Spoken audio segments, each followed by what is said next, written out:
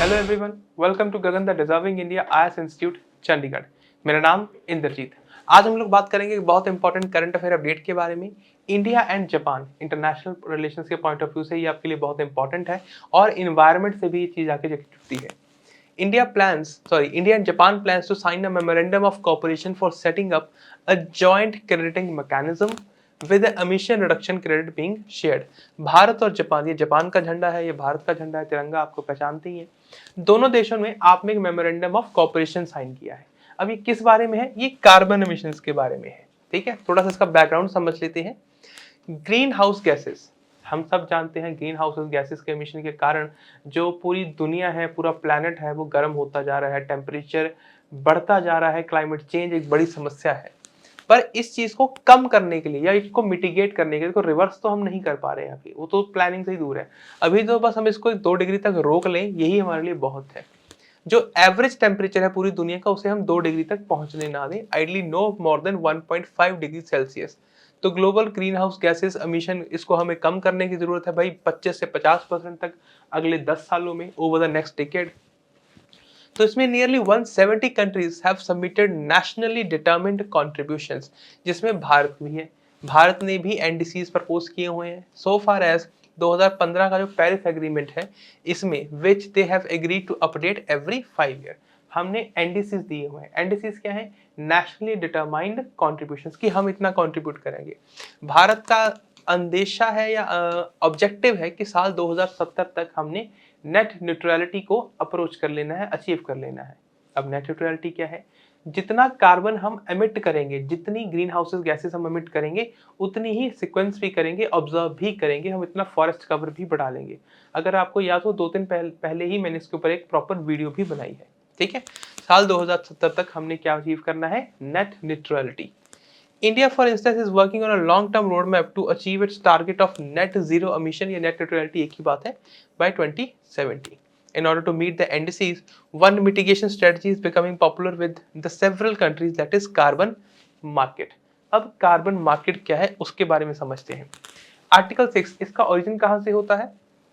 Article 6 of Paris Agreement provides for the use of international carbon markets by countries to fulfill their NDCs।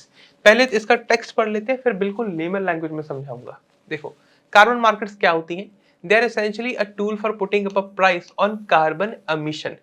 Price on carbon emission, मतलब carbon emission कोई कितना कर सकता है उसका हमने एक रेट बना लिया कि भाई अगर आपने 1 किलो या कह लो 1 टन कार्बन एमिट करनी है, इतना एमिशन करना है, तो उसका 100 रुपये आपको देना पड़ेगा। ठीक है, एक तरह से हमने एक पर्टिकुलर वॉल्यूम ऑफ गैस के ऊपर एक पर्टिकुलर प्राइस फिक्स कर लिया।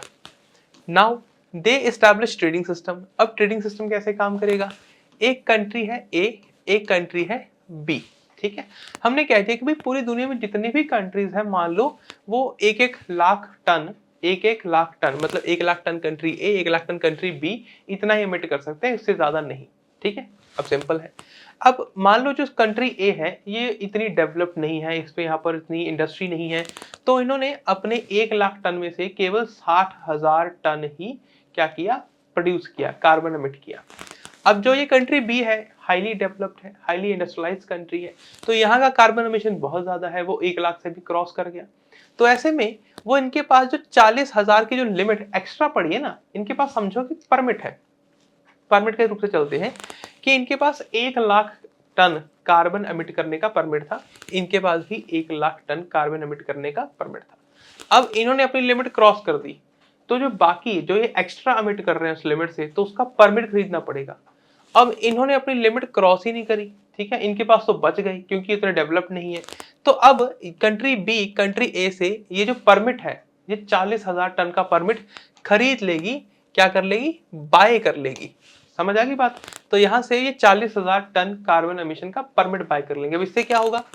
इनको कंट्री ए, जो कि एक डेवलपिंग नेशन है, लेस इंडस्ट्रियलाइज है, उनको पैसा मिलेगा और वो उसे अपने देश को और बेहतर करने में या उसको तरक्की की राह पर लेके जाने में XYZ कहीं भी हेल्प करेंगे। ठीक है, पैसा मिलेगा ऑब्वियसली।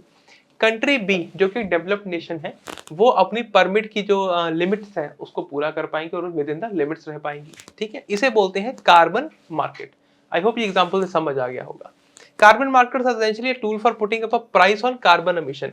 इसीलिए तो कह रहे हैं कि ये कार्बन एमिशन के ऊपर क्या है? प्राइस कर रहा है। ठीक है, प्राइस लगा रहे हैं। नेक्स्ट देखो, A carbon credit is a kind of tradable permit. Permit he word use करेंगे.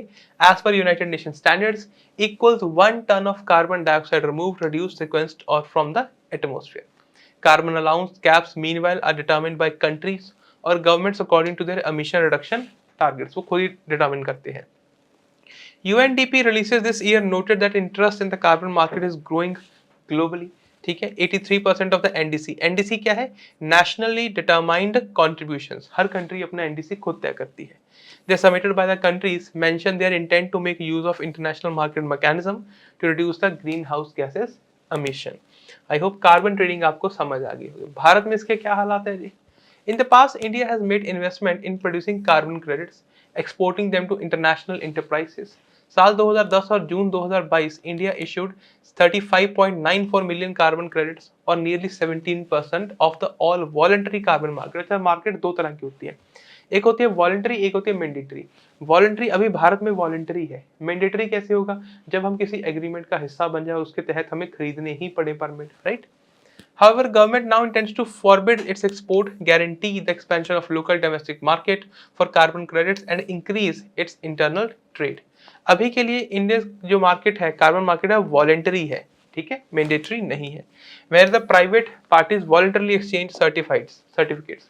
इसके लिए लेजिस्लेटिव पुश क्या है, मतलब कौन सा एक्ट बनाया गया? Parliament passed energy conservation amendment act साल 2022 and at putting up in a provision place to make the use of clean energy mandatory. अब clean energy की definition क्या होगी, ये एक समस्या है, ठीक है? They made this legislation to way of setting of a carbon market in the country. Through this amendment, Energy Conservation Act, the central government aims to develop India's carbon market and boost the adoption of clean technology. यहाँ पे clean technology लिखा है, ये word गलत है, clean energy होना चाहिए, ठीक है? The act empowers the central government to specify the carbon credit trading scheme. अब देखो, सेंट्रल गवर्नमेंट और एनी ऑथराइज्ड एजेंसी मे इशू कार्बन क्रेडिट में। अभी लेजिस्लेटिव पुश इसने सिर्फ दिया है that it might establish, it is asking for that, sorry, talking about the provisions, but ये फाइनल नहीं है, अभी तक कुछ प्रॉपरली बनाया नहीं गया है, सिर्फ इसके ऊपर हम अभी काम कर रहे हैं। किसके ऊपर? कार्बन ट्रेडिंग के ऊपर। अगर डोमेस्टिक में देखें तो चैलेंजेस क्या है कार्बन ट्रेडिंग से? सबसे बड़ी समस्या है कि भाई जो प्रोजेक्ट्स हैं they are wide spread in local in the remote areas. वो रिमोट एरियाज में लोकेटेड हैं, बहुत रूरल एरियाज में हैं। तो ऐसे में जो गवर्निंग बॉडीज हैं या आपका पोल्यूशन कंट्रोल बोर्ड है, पीसीबीबी है, वो भी जाके जगह जगह चेक नहीं ना कर सकता कि भाई आप कितना कार्बन एमिट कर रहे हो, कहीं अपनी लिमिट ब्रीच तो नहीं कर रहे हो। दूसरा एक मेजर इशू है which international markets are also struggling with. Carbon credit should be issued for emission reduction that wouldn't have happened otherwise. पर this is hard to determine. क्यों? कि भाई इतना होता, ये determine कैसे करेंगे हम? For instance, if solar power is cheaper than the coal in India, should a company switching from the coal to solar be awarded? तो इसको हम कैसे मैनेज करें, अभी तक प्रॉपर मैकेनिज्म डेवलप नहीं हो पाया है। ये कुछ चैलेंजेस हैं। बाकी आगे एक बार रिकैप देख लेते हैं पूरे लेक्चर का। India is looking into enter into a carbon trading and carbon credit adjustment mechanism with the Japan, ठीक है।